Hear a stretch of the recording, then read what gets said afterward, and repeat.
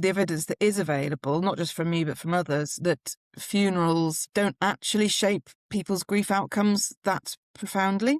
And that relationship isn't necessarily there. But what we don't know is, and there was some excellent work in Japan that was done that also raised the point and the question about, well, is a funeral necessarily about grief, or is it about reestablishing social relationships with people? And that, I think that's a very important point. But I would also then counter that by saying, and I haven't done a study on this, and I think there's a gap, to understand that, is that if more and more people's way of receiving and giving support and staying in touch with people is online, which it is, and that's a really recent phenomenon. That's what, in the last 15 years, we don't yet know how that's going to play out. But if people are more used to that, at least from people who sort of 70 and below, who are very digitally literate, it might actually be quite unusual to come together in person and in a very public way and see people. And you might not need it,